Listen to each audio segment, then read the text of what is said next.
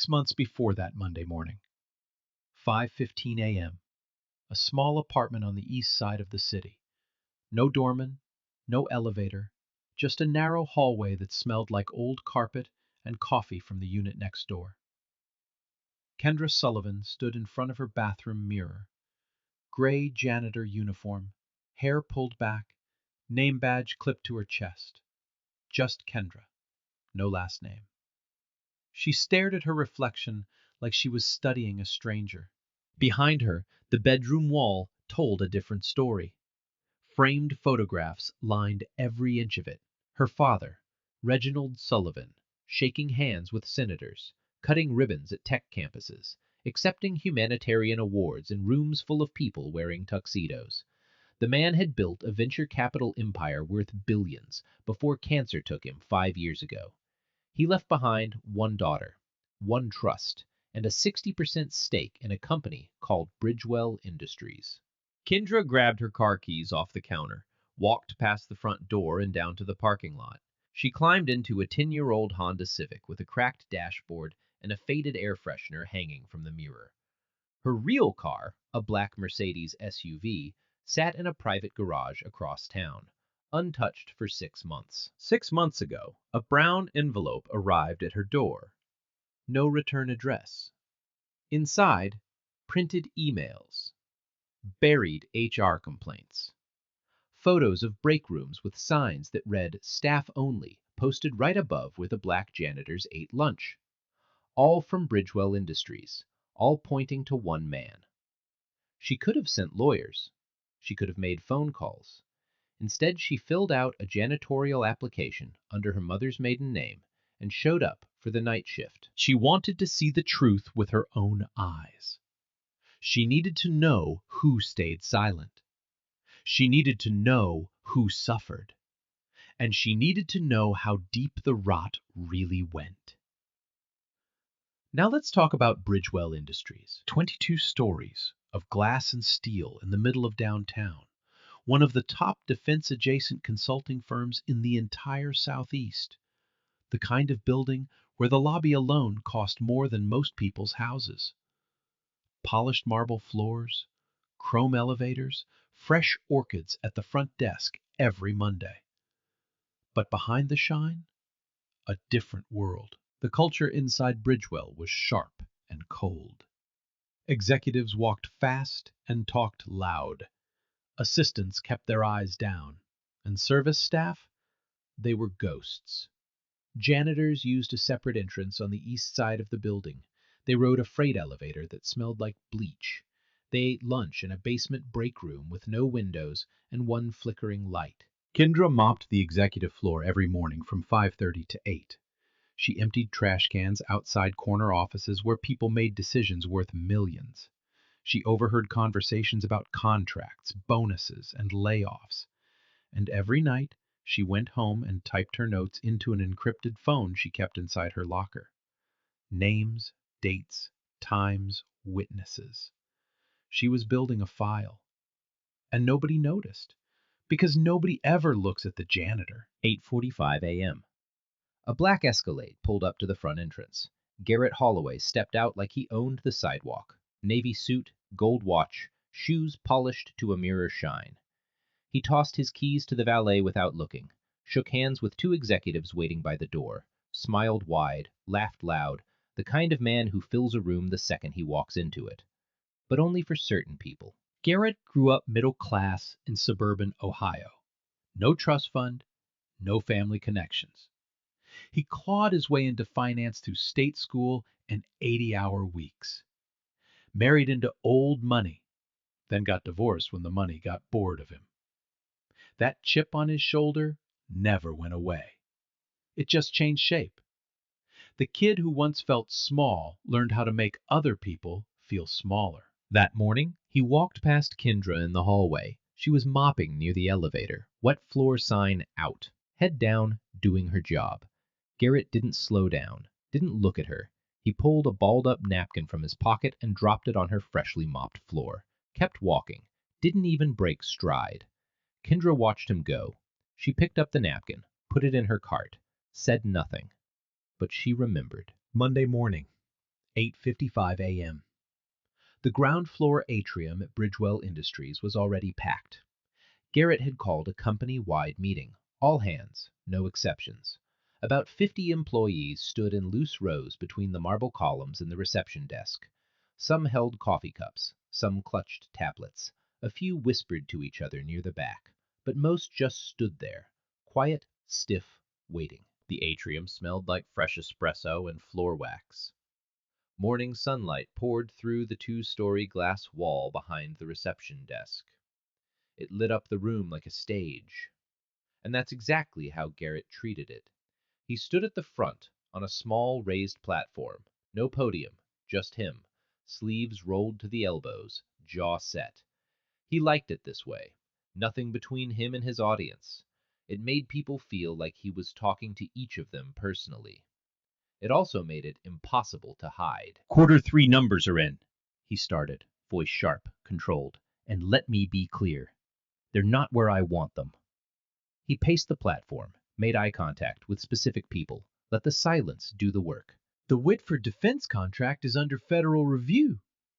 That's 42% of our projected Q4 revenue sitting in limbo.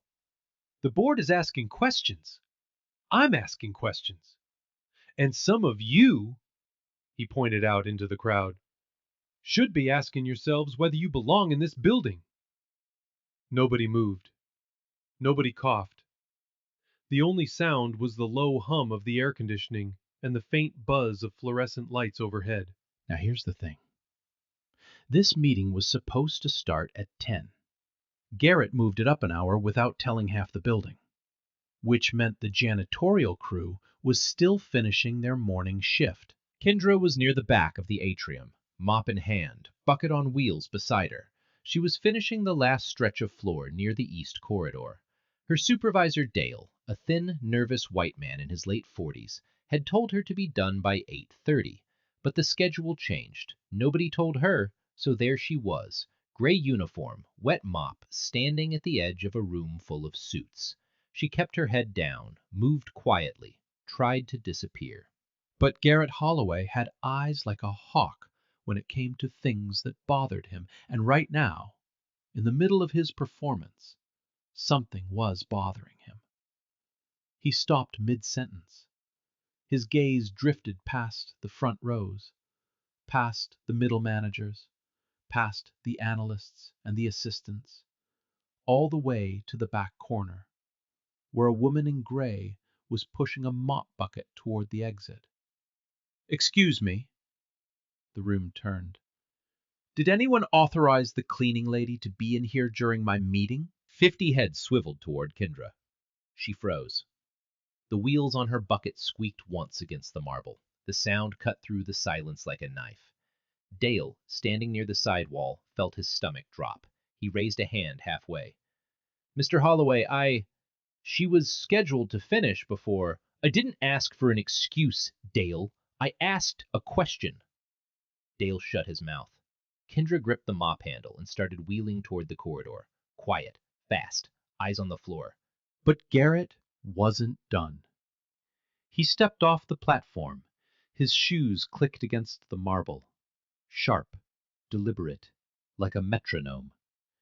Each step echoed through the atrium. People parted to let him through without being asked. He walked straight toward Kendra, stopped 3 feet away.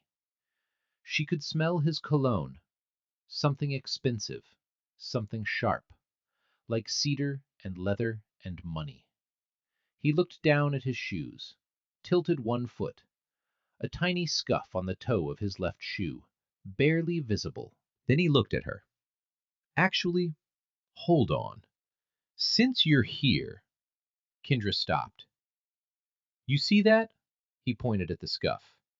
"That's a $1,500 shoe, and there's a mark on it." He tilted his head, the corner of his mouth curled up. "Kneel." A murmur rippled through the crowd, soft, uncertain, like the first few drops before a storm. "Get down and scrub my shoes. Every last scuff. Now." Kendra's knuckles went white around the mop handle. "I'm not your slave." "Slave?" Garrett barked out a laugh. Honey, a slave at least had value. You? You're the dirt on my floor. Then fire me. Go ahead. Garrett's smile disappeared. He closed the gap between them. His finger jabbed toward her face. You don't get to tell me a damn thing. You're nothing. You hear me?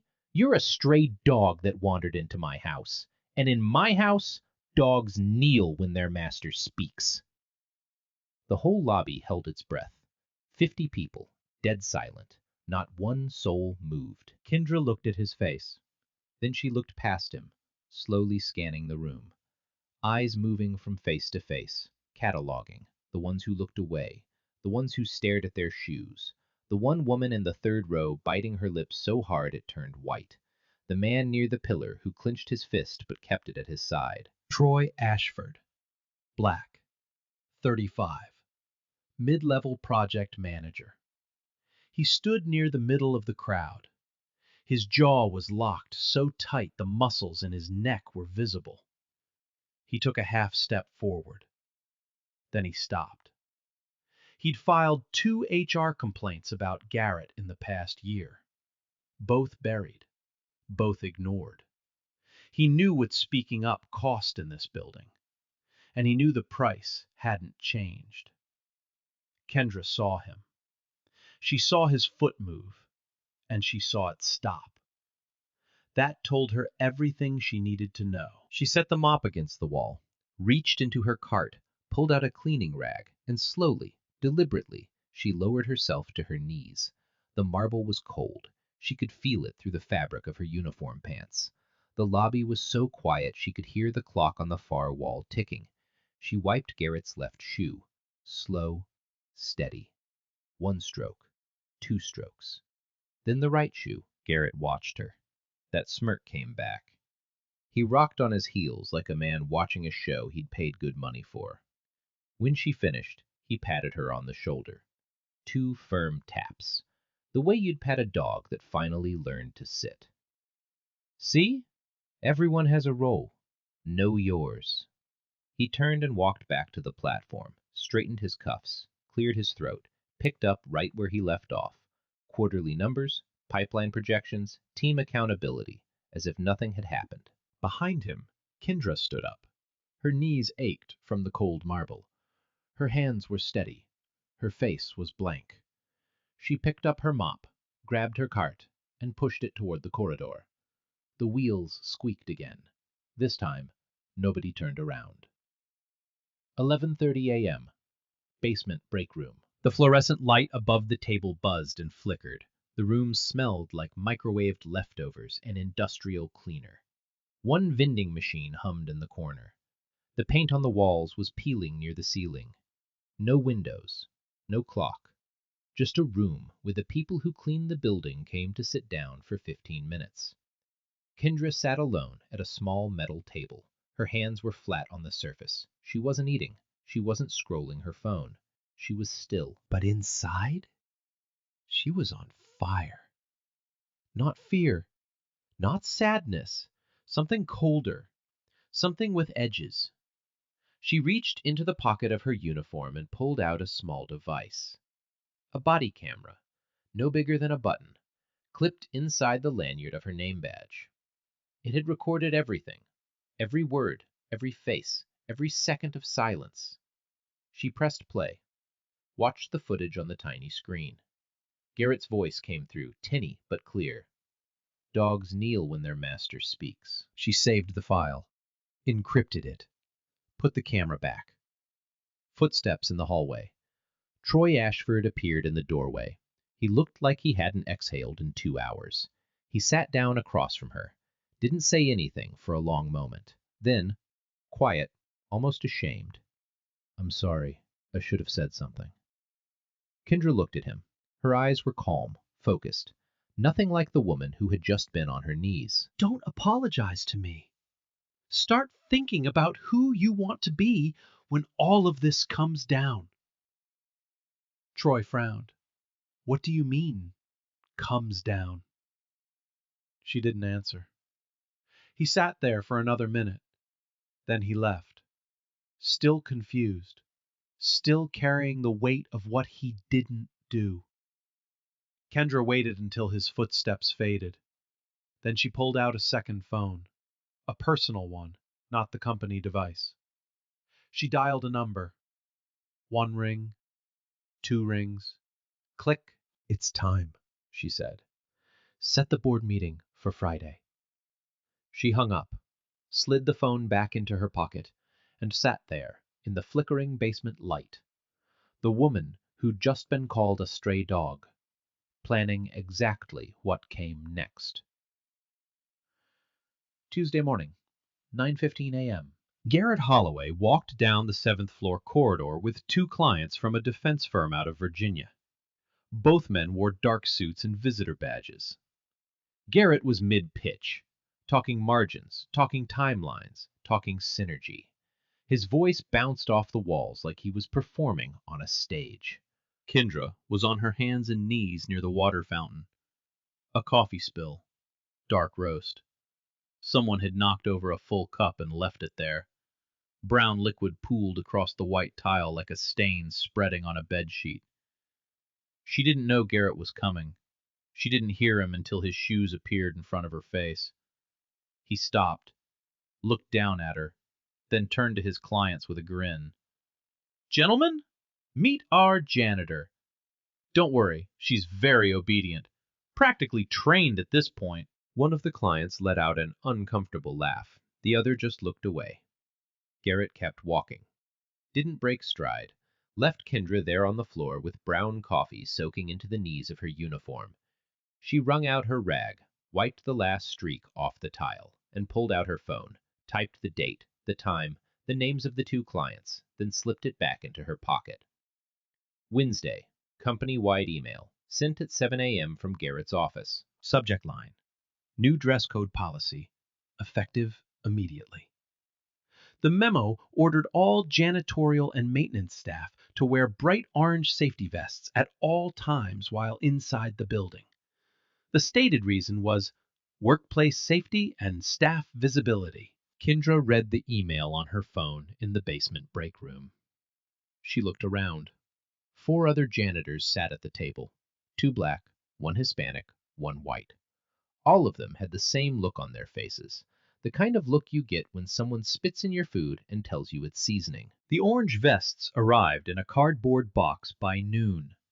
Cheap nylon, reflective strips, the kind construction workers wear on highway projects. Not a single executive, analyst, or assistant was required to wear one. Just the cleaning staff, the people who mopped, the people who emptied the trash, the people who were already invisible, now forced to glow like traffic cones. Kendra zipped hers on, walked the executive floor that afternoon. She passed a group of junior analysts near the kitchen. One of them elbowed his friend, whispered something. They both laughed. She kept walking. She didn't flinch, but she added the memo to her file, screenshot, timestamp, saved. That same Wednesday afternoon, Troy Ashford sat across from Diane Caldwell in her corner office on the 16th floor. Diane was Bridgewell's chief legal counsel. 48. Blonde hair pulled into a tight bun. Reading glasses on a chain around her neck. Her desk was immaculate, not a paperclip out of place. Troy had requested this meeting 3 times.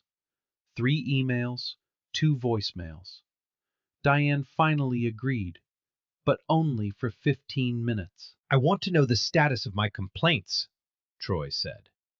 He kept his voice even, professional, but his fingers drummed against his knee under the table.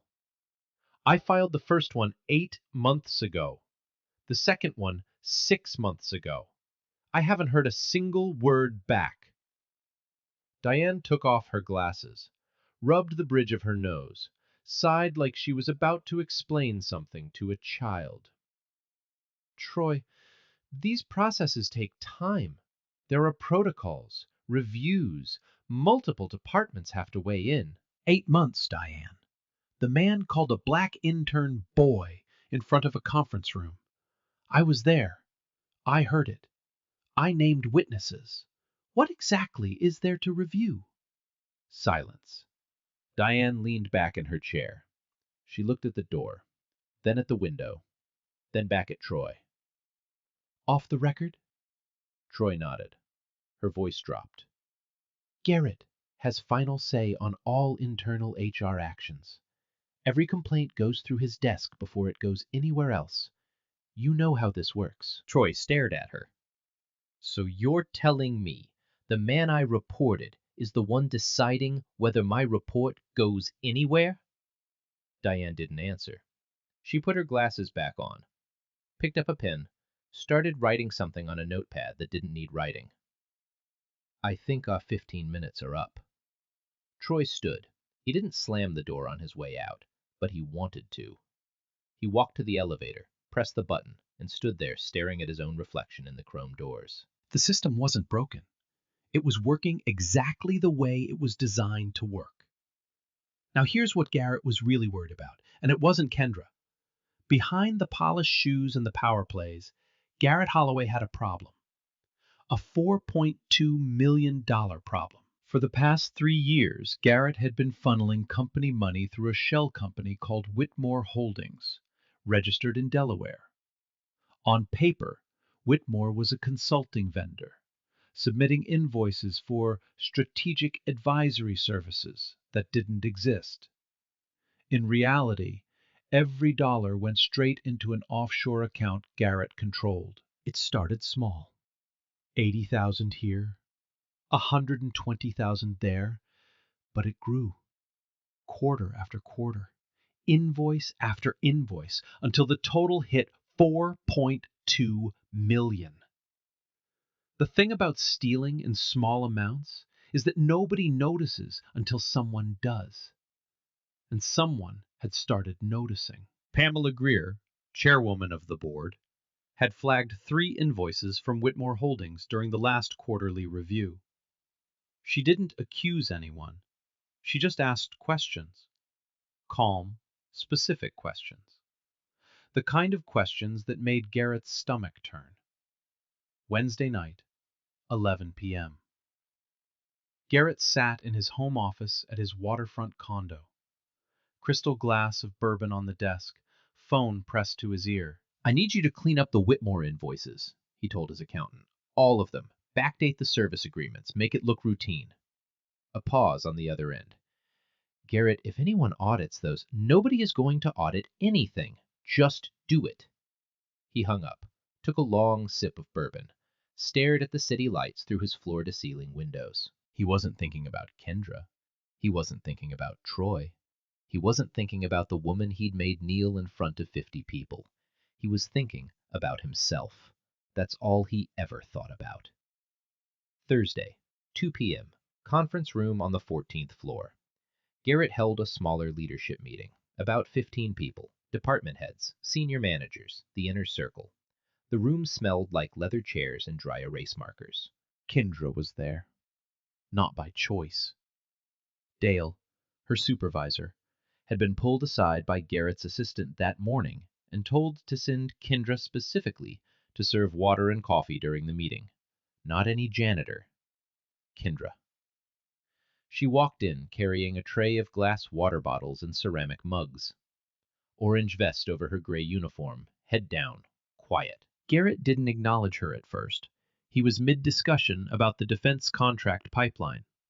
But as Kendra set a water glass near his elbow, he paused, looked at her, then looked at the room. You know, Kendra here could probably run this meeting better than half of you. A few confused chuckles. I mean it.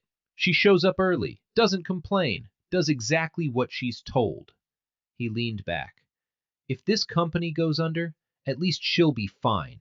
You people always land on your feet. The chuckles died. The room went stiff. A young white woman near the end of the table, Rachel, junior executive, 29, straightened in her chair. Her pen stopped moving. That's not appropriate. Every head turned. Garrett looked at her like she'd just thrown a glass of water in his face. Excuse me? I said that's not appropriate. What you just said, it's not okay. Garrett's eyes narrowed. He leaned forward slowly. His voice went flat. Sit down, Rachel.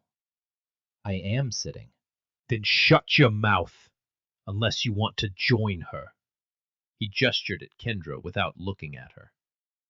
I hear they need help in the basement. Rachel's face flushed red. Her hands trembled under the table, but she closed her mouth, picked up her pen, looked down at her notes. Kendra collected the empty tray, walked out of the conference room. The door clicked shut behind her. In the hallway she stopped, stood still for 5 seconds, then kept walking. She didn't need to write this one down. The camera on her badge had already caught every word. Oh, hell no. A whole week, kneeling, parading, orange vests, and nobody said a word. Not one person. Now imagine that's you. Imagine you're the one on your knees while 50 people just stand there watching. How long before you snap? Because what's coming next? Garrett had no idea. Friday morning, 9 a.m. sharp. The boardroom sat on the top floor of Bridgewell Industries, 22nd story, floor-to-ceiling windows overlooking the city skyline. A long mahogany table stretched across the room with 12 leather chairs on each side. The air smelled like fresh coffee and polished wood. Pamela Greer, chairwoman of the board, sat at the head of the table. Silver hair, pearl earrings, reading glasses perched on the tip of her nose. She had a legal pad in front of her and a face that gave away nothing. 6 other board members filled the chairs around her. Some flipped through folders, some whispered to each other. The energy in the room was different, tight, loaded, like the air before a thunderstorm. Garrett walked in at 9:02, 2 minutes late, on purpose. He liked making people wait. He buttoned his jacket, flashed his usual grin, pulled out his chair at the center of the table. Morning, everyone. Let's make this quick. I've got a lunch at noon.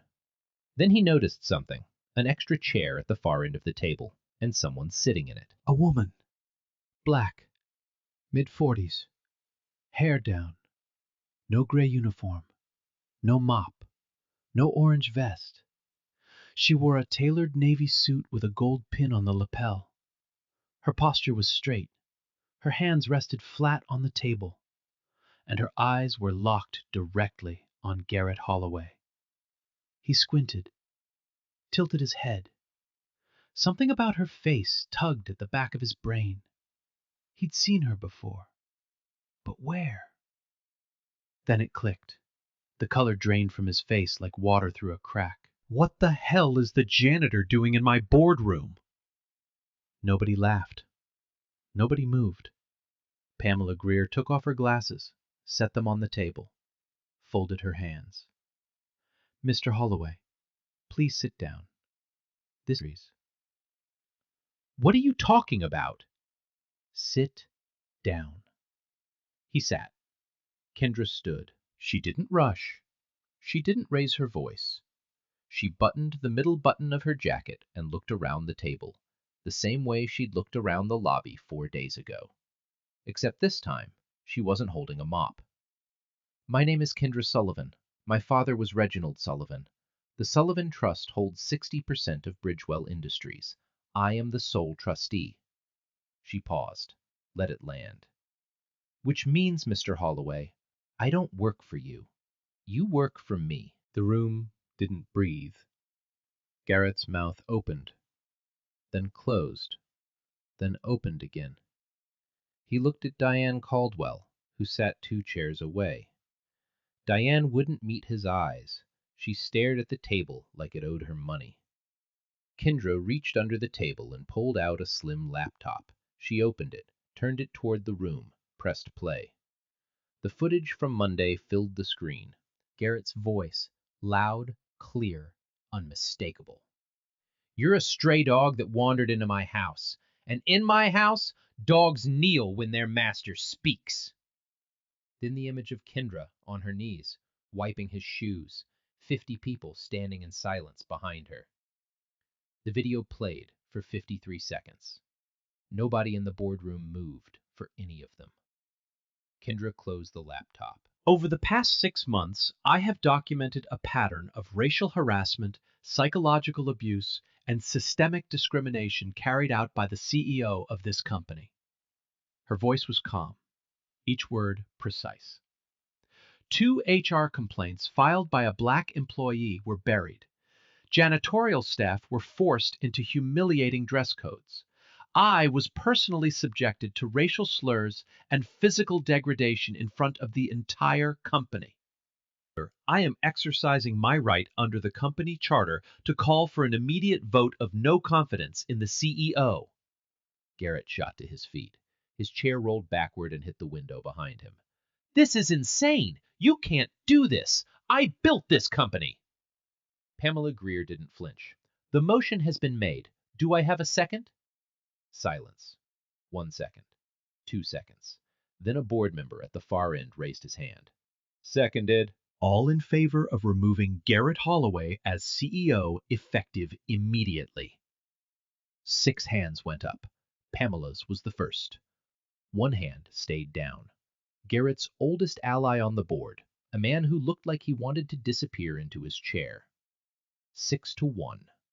Garrett's face twisted. Red crept up his neck like a rash. He pointed at Kendra. You can't do this! I made this company what it is! Kendra didn't blink. You built nothing. You inherited a position and used it to degrade people. That ends now. She pressed a button on the conference phone. Security to the boardroom, please. 2 minutes later, 2 uniformed guards appeared at the door. Garrett looked at them, then at Pamela, then at Diane, then back at Kendra. Nobody spoke. Nobody helped him. They handed him a cardboard box. He carried it to the elevator.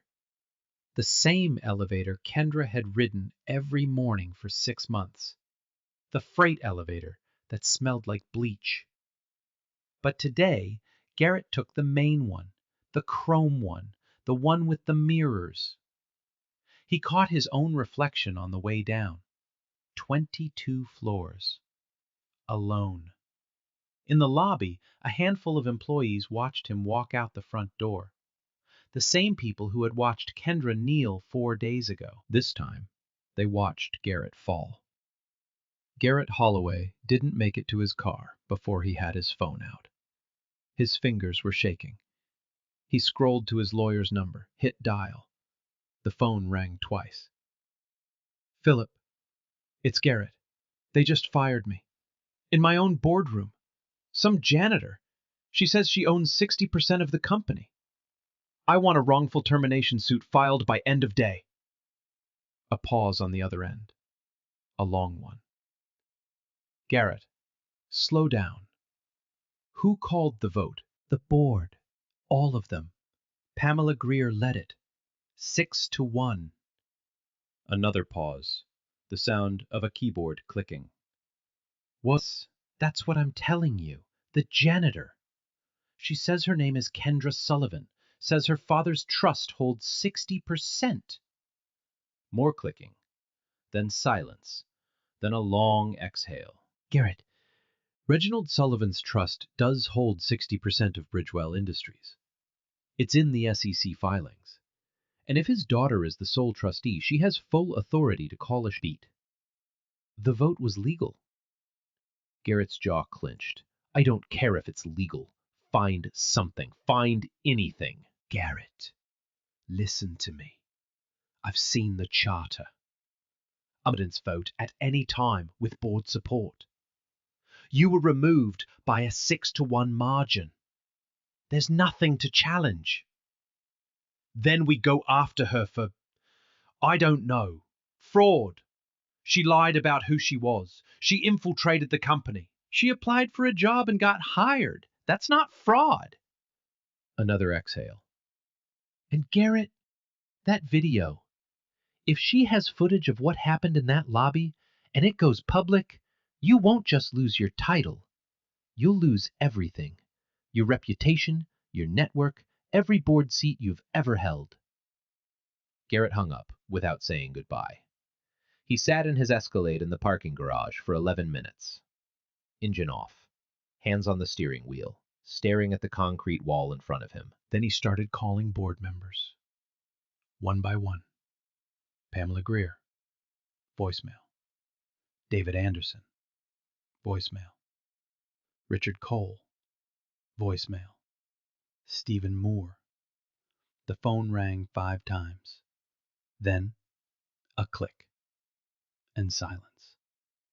Stephen had picked up and hung up without saying a word. Garrett threw his phone against the passenger seat. It bounced off the leather and landed on the floor. For the first time in 9 years, nobody was picking up. Inside Bridgewell, the news moved through the building like wildfire. By 10:30, every floor knew. By 11, the lobby was buzzing. Small clusters of employees gathered near the coffee stations, near the elevators, near the windows, whispering, some confused, some relieved, a few openly smiling for the first time in months. At noon, Kendra stood in the same atrium where she had knelt 4 days ago.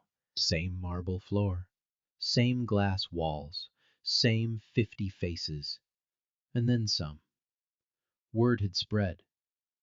Closer to 70 people packed the space now. Some stood on the stairs to see over the crowd. Kendra wore the same navy suit from the boardroom. No mop, no orange vest, no name badge that said just Kendra. She stood on the same small platform Garrett had used for his quarterly speeches. Same woman, same face, different reality. I was in this room on Monday, she said. Her voice carried, clean and steady across the marble.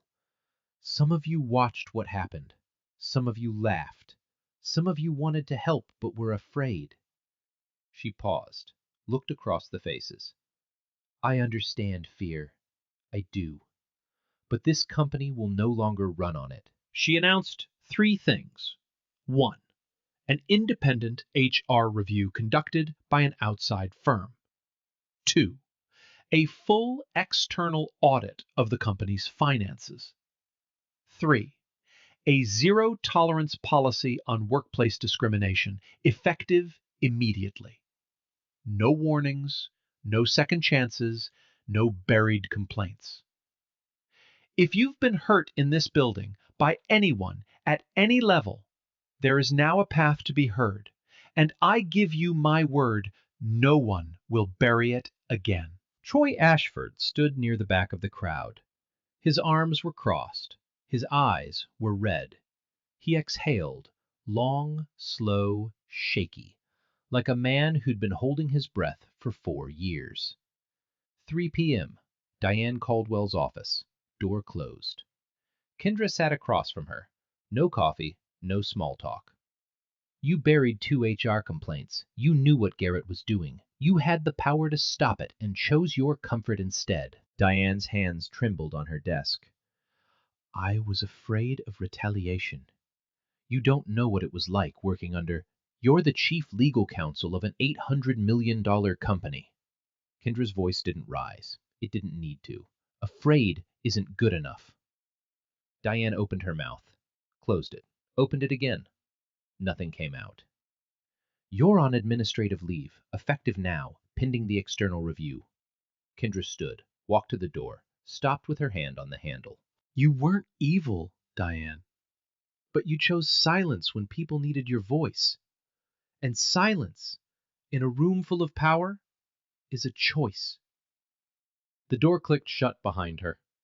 Diane sat alone in her corner office, 16 floors up, city view, every credential on the wall, and not a single one of them meant anything anymore.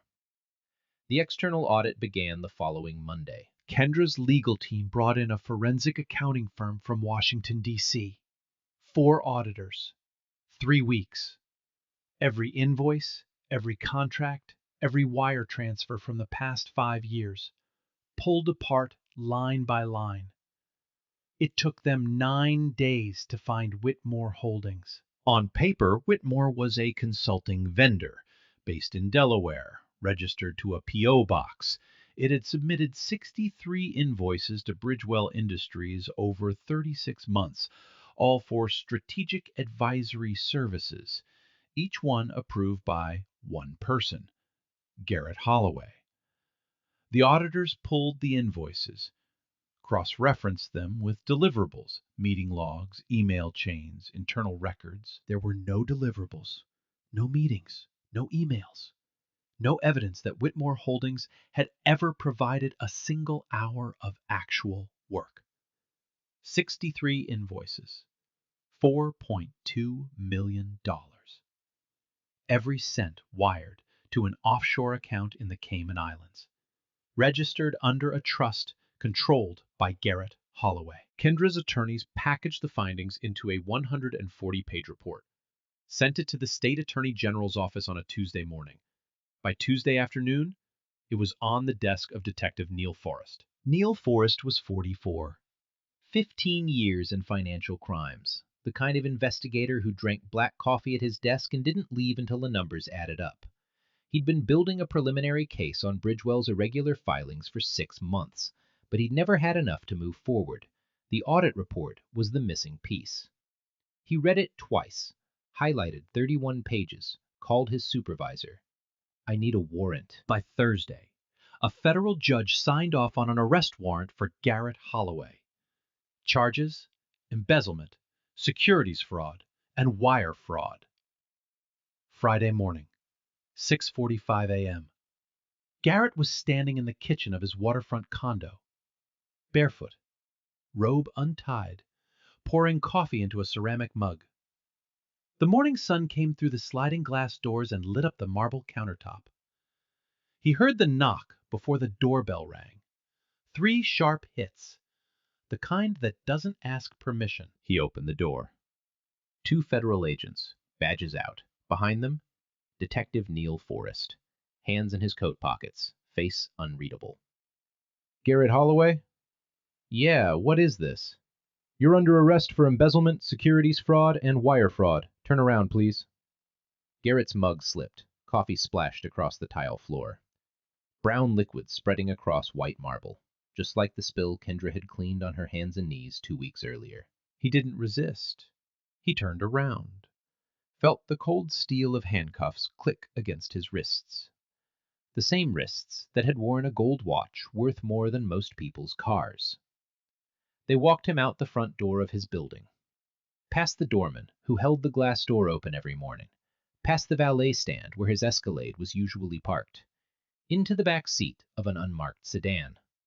No tailored suit, no polished shoes, just a bathrobe and handcuffs and the sound of a car door slamming shut. The video leaked 3 days later.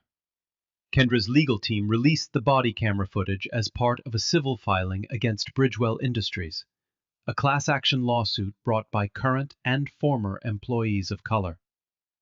The footage was filed as Exhibit A. Within hours, it was everywhere. CNN picked it up first, then MSNBC, then Fox, then every local news station between Atlanta and New York. The clip was 53 seconds long. Garrett's voice, sharp, cruel, unmistakable. You're a stray dog that wandered into my house. Then Kendra, lowering herself to her knees. Then 50 people standing in silence. 53 seconds. That's all it took. The headline wrote itself. Every network ran a version of the same thing. CEO forces black employee to kneel and scrub his shoes. Didn't know she owned his company. Social media exploded. The clip racked up 12 million views in 48 hours. 22 million by the end of the week. The image of Garrett snapping his fingers became a meme. The phrase, "dogs kneel when their master speaks," trended on every platform for 5 straight days. Then the floodgates opened. Garrett's ex-wife gave a brief interview to a national news outlet. She didn't hold back.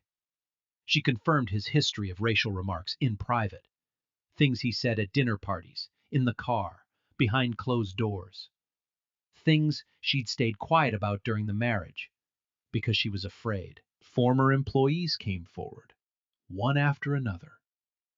A black receptionist who was told to smile more so she didn't scare clients. A Hispanic IT technician who was passed over for promotion 3 years in a row despite perfect reviews. A black intern, the same one Troy had filed a complaint about, who said Garrett called him boy in front of an entire conference room. The stories stacked up like bricks, and every single one of them had the same foundation. A building where cruelty had been normalized and silence had been rewarded. The trial took 4 months. On the civil side, Bridgewell Industries, now under Kendra's leadership, settled the class action lawsuit. The terms: financial compensation for every affected employee, mandated structural reforms, an independent oversight committee to review HR practices for the next 5 years. On the criminal side, it went to court. The prosecution laid it out clean. 63 fake invoices, $4.2 million, an offshore account in Garrett's name. His own accountant testified against him in exchange for a reduced sentence. The man who'd been told to clean up the Whitmore invoices sat on the witness stand and walked the jury through every single transaction. Garrett's defense argued he was a hands-off executive, that the invoices were processed by subordinates, that he didn't know where the money went. The jury didn't buy it. Deliberation took 6 hours, guilty on all counts.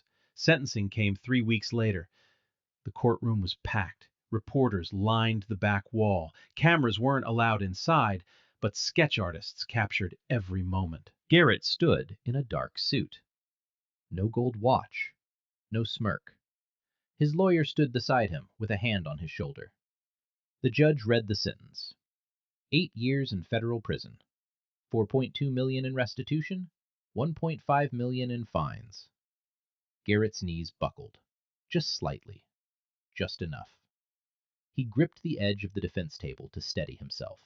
The man who had made a woman kneel in front of 50 people could barely stand when it was his turn. In the weeks that followed, Kendra moved fast. She established the Sullivan Foundation for Workplace Equity, funded by $10 million from the Sullivan Trust. Its mission? Legal support, training programs, and policy reform for workers facing racial discrimination. Troy Ashford was promoted to Vice President of Operations.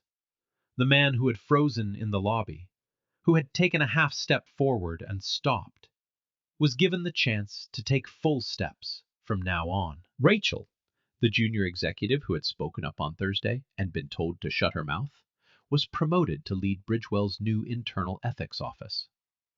The woman Garrett tried to silence now had the authority to make sure no one was ever silenced again. And Dale, Kendra's former supervisor, the man who followed orders, who sent her to serve water, who told her to wear the orange vest. Dale wasn't fired. He was reassigned and required to complete an extensive training program on workplace ethics and leadership accountability. He wasn't evil. He was afraid. But compliance with cruelty, even quiet compliance, is its own kind of failure. And Kendra made sure he understood that. 6 months later, Kendra Sullivan sat in a leather chair on the 22nd floor of Bridgewell Industries. Not as a janitor, not as a visitor, as chairwoman of the board. She didn't take the CEO title. She never wanted it. She appointed a new CEO through a transparent, company-wide search. A woman named Patricia Dawson, 51, with 20 years in corporate leadership and a reputation for building cultures people actually wanted to work in. Kendra oversaw from the board level. Quietly. Strategically. The way her father would have done it. The company looked different now. Not just on paper. In the air. In the hallways, in the way people talk to each other near the coffee machines and in the elevator banks. Employee satisfaction scores were up 31%. Turnover among employees of color dropped by nearly half. The new ethics office, led by Rachel, had processed more internal reports in 6 months than the previous HR department had handled in 3 years. Not because there were more problems, because people finally felt safe enough to speak. The Sullivan Foundation for Workplace Equity launched quietly that spring. $10 million from the Family Trust. Free legal aid for workers facing discrimination. Training programs for companies that wanted to change before they were forced to. Within 3 months, over 200 cases had been referred. Within 6, the foundation had partnered with 12 firms across 6 states. Kendra didn't hold a press conference, didn't do interviews. She let the work speak for itself, just like her father taught her. Troy Ashford moved into his new office on the 18th floor, Vice President of Operations. Nameplate on the door, a window that overlooked the same city he used to stare at from the basement break room. On his first day, he sat at his desk for 10 full minutes before touching anything. Just breathing. Just sitting in a chair that finally felt earned. He kept one thing from his old cubicle, a sticky note he'd written to himself the day after the lobby incident. 3 words. Don't freeze again. He pinned it to the wall behind his monitor, where he could see it every single day. Rachel moved into the newly created ethics office on the 12th floor. She hired a team of 4, built a reporting system from scratch, anonymous, encrypted, accessible from any device. The first week it went live, 11 reports came in. Not because the company was falling apart, but because for the first time, people believed someone was actually listening. Garrett Holloway sat in a federal minimum security facility in central Virginia. Concrete walls, fluorescent lights, a bed that squeaked every time he moved. He wore a khaki jumpsuit with a number stitched above the pocket. No gold watch, no Italian leather shoes, no bourbon by the window. He had filed 2 appeals since his sentencing, both denied. His lawyer told him there might be a third option, but his voice didn't carry the confidence it used to. Even lawyers run out of things to say when the evidence is airtight. Garrett spent most of his days in the facility library, reading, pacing, sitting alone at a metal table not so different from the one in Bridgewell's basement break room, the room he never once stepped foot in during his 9 years as CEO. Funny how that works. Diane Caldwell resigned 2 weeks after being placed on leave. She didn't wait for the review to finish. She knew what it would find. 3 months later, she released a public statement. 4 paragraphs. No excuses. She admitted she had buried credible reports. She admitted she had chosen her career over the safety of the people she was supposed to protect. And she admitted that her silence made her complicit. After that, she began pro bono legal work for a nonprofit representing workers in discrimination cases. No salary, no recognition. It wasn't redemption. Not yet. Just the first step on a road she should have walked a long time ago. A Tuesday morning, 5:15 a.m. The Bridgewell lobby was empty. Just marble and silence, and the faint hum of the building waking up. Kendra walked through the front entrance, the glass door, the one that caught the first light of morning. She stopped in the center of the lobby, stood exactly where she had knelt 6 months ago, looked down at the marble floor. Smooth, cold, polished to a shine. She crouched, pressed her palm flat against the stone, held it there. She didn't kneel because she was weak. She knelt because she needed to see who would let it happen. And now she knew. She stood, straightened her blazer, walked to the chrome elevator, pressed 22. The doors closed, and Kendra Sullivan rose. Man, this story is fiction. But that silence, 50 people watching and doing nothing, that's real life. Now imagine you're the one on your knees. What would you do? Drive. Let's make sure stories like this get heard.